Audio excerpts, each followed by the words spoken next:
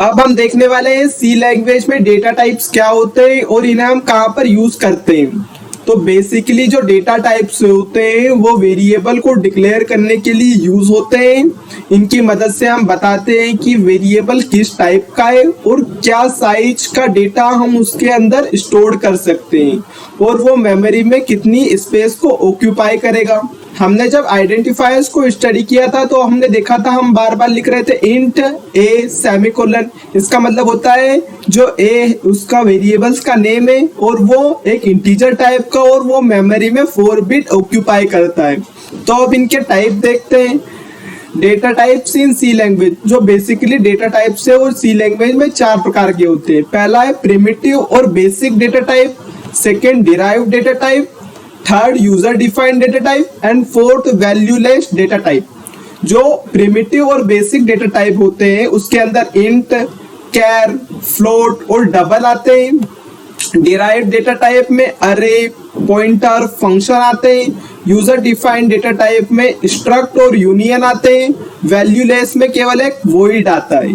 इस वीडियो में हम प्रिमिटिव और बेसिक और वैल्यूलेस डेटा टाइप्स को स्टडी करेंगे और डिराइव और यूजर डिफाइंड डेटा टाइप्स हम आगे वाले वीडियोस में करेंगे। पहला है int, integer data types. This data type is used to store integer. हम लिखते थे इंट ए सेमीकोलन, इसका मतलब होता था जो ए के अंदर हम एक इंटीजर को स्टोर कर सकते हैं। It's occupy 4 bytes in memory. ये मेमोरी के अंदर 4 बाइट्स को यूज करता है, मींस इसके अंदर हम 4 बाइट का डेटा को स्टोर कर सकते हैं। It can store value from, ये इसकी लिमिट होती है, ये माइनस के अंदर, ये प्लस के अंदर, ये दोनों इसकी लिमिट्स होती है। Percentage D format specifier use to print an input integer from user. जो परसेंटेज डी है इसे हम इन इंटीजर को प्रिंट और यूजर से इनपुट लेने के लिए यूज करते हैं। हम आगे देखेंगे इसको। Example int age equal to 18 means हमने एक वेरिएबल बनाया जिसका नाम था एज और जिसके अंदर हमने एक इंटीजर को स्टोर किया 18। मीन्स इंट का मतलब हम इंटीजर को स्टोर करते हैं।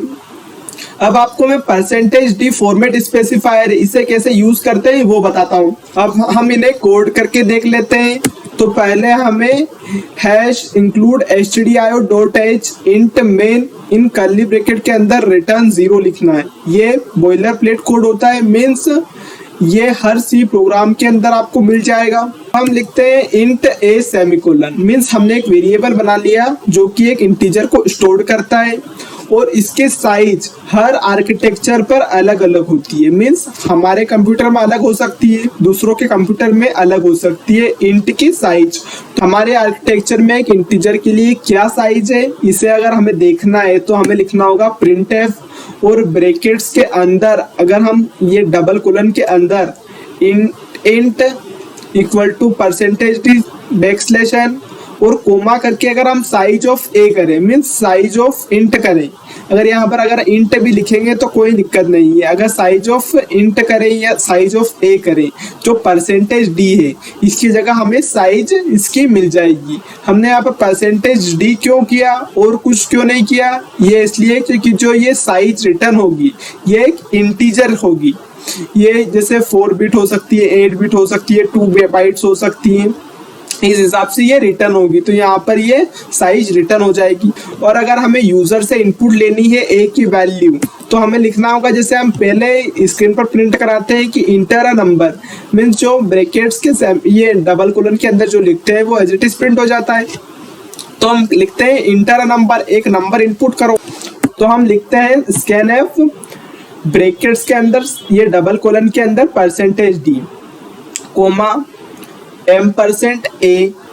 आप जिस भी वेरिएबल को इनपुट कराना चाहते हैं उसको आप कोमा के बाद में यहाँ पर लिखें और इसके आगे %, इसे हम %% का साइन बोलते हैं। जो ये वाला साइन है हमारा, इसे हम %% का साइन बोलते हैं।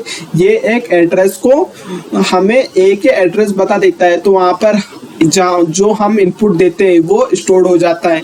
परसेंटेज डी से हम एक इंटीजर को ही स्टोर करा सकते हैं, मीन्स इंटीजर को ही स्कैनएफ से ले सकते हैं, बाकी कोई भी इनको नहीं ले सकते। परसेंटेज डी फॉर्मेट स्पेसिफायर होता है इंटीजर के लिए।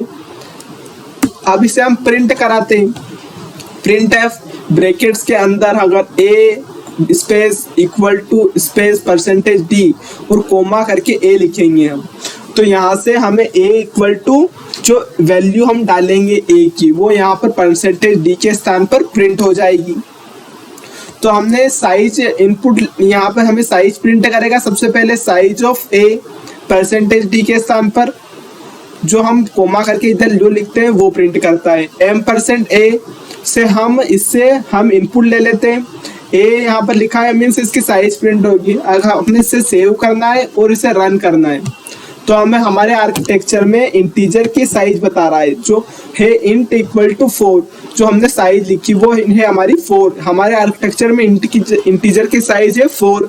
इंटर नंबर हम नंबर लिखते हैं जैसे 45, तो 45 इंटर हो गया। नेक्स्ट लाइन में a equal to 45 means 45 print भी हो गया। जो परसेंटेज डी है वो इनपुट और प्रिंट करने के लिए यूज होता है इंटीजर को। इसकी मदद से हम इंटीजर को इनपुट लेते हैं और उसे प्रिंट भी करते हैं। सेकेंड है हमारा फ्लोट और double. This data type is used to store floating point numbers in decimal. जैसे इसके अंदर हम पॉइंट्स की वैल्यू को स्टोर कर सकते हैं। देखिए यहाँ पर लिखा है 2, 3, 4.45। इस प्रकार की वैल्यूज है जो पॉइंट में होती है। उन वैल्यूज को स्टोर करने के लिए हम फ्लोट और डबल का इस्तेमाल करते हैं। Float occupy 4 byte and double occupy 8 byte in memory. जो फ्लोट है वो 4 बाइट को ऑक्यूपाई करता है, डबल 8 बाइट को ऑक्यूपाई करता है। मीन्स ये हमारी मेमोरी में 4 बाइट और 8 बाइट को यूज करते हैं। Float is used to store up to 7 decimal, whereas double is used to store up to 15 decimal digit. अगर हमें 7 डेसिमल प्लेसेस तक कुछ डिजिट चाहिए तो हम फ्लोट का इस्तेमाल करते हैं। अगर हमें 7 से ऊपर चाहिए तो हम डबल का इस्तेमाल करते हैं। Percentage A format specifier used to print an input float double from the user.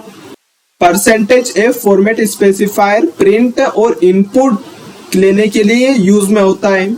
Example float pi equal to 3.14 and double number equal to 234.45।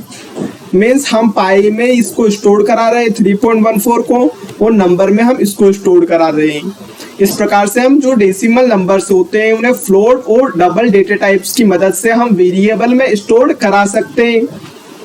अब हम फ्लोटिंग पॉइंट और डबल को देख लेते हैं। तो पहले हमें जैसे बॉयलर प्लेट कोड लगाते हैं वो लगाना है। उसके बाद हमें फ्लोट पाई लिखना है। इससे एक वेरिएबल बन जाएगा जो कि वो पॉइंट्स की वैल्यू को स्टोर करेगा। इसके बाद हमें ये प्रिंटफ फ्लोट इक्वल टू इसकी हम साइज प्रिंट कराएंगे। तो यहाँ पर हमने परसेंटेज डी लिखा है। आप नोटिस करना यहाँ पर हमने परसेंटेज डी लिखा है क्योंकि जो साइज होगी वो 4 byte, 2 byte, 8 byte in bytes के फॉर्म में होगी। मीन्स एक इंटीजर के फॉर्म में होगी, इसलिए हमने यहाँ पर परसेंटेज डी लिखा है, हमने परसेंटेज एफ नहीं लिखा है। इसके बाद हमने प्रिंटफ किया, इंटर वैल्यू ऑफ पाई, पाई की वैल्यू को इंटर करो। नेक्स्ट हमने लिखा है स्कैन एफ ब्रैकेट्स के अंदर डबल कोलन के अंदर परसेंटेज एफ। मीन्स हम एक फ्लोटिंग पॉइंट को यूजर से लेना चाहते हैं और उसे हम पाई वेरिएबल में स्टोर कराना चाहते हैं, तो हमने m% पाई लिखा है। आगे हम देखते हैं प्रिंट एफ। ये हमारे ब्रैकेट्स के अंदर हम पाई की वैल्यू परसेंटेज एफ से प्रिंट करा रहे हैं। जो परसेंटेज एफ होता है कोमा करके हमने पाई लिखा, मीन्स यहाँ पर परसेंटेज एफ के स्थान पर पाई की वैल्यू हो जाएगी। ये तो एज इट इज प्रिंट हो जाएगा और परसेंटेज एफ के स्थान पर हमारी पाई की वैल्यू प्रिंट हो जाएगी। अगर आपको प्रिंट एफ और स्कैन एफ समझ में नहीं आ रहा है तो अगले वाले वीडियोस में हम इनको डिटेल में एक्सप्लेन करेंगे, तो आप वो वीडियो जरूर देखना। अब इन्हें हम सेव कर लेते हैं। सेव करने के बाद इसे हम रन करते हैं तो हमें पहले फ्लोट की जो वैल्यू मिलेगी फ्लोट इक्वल टू 4।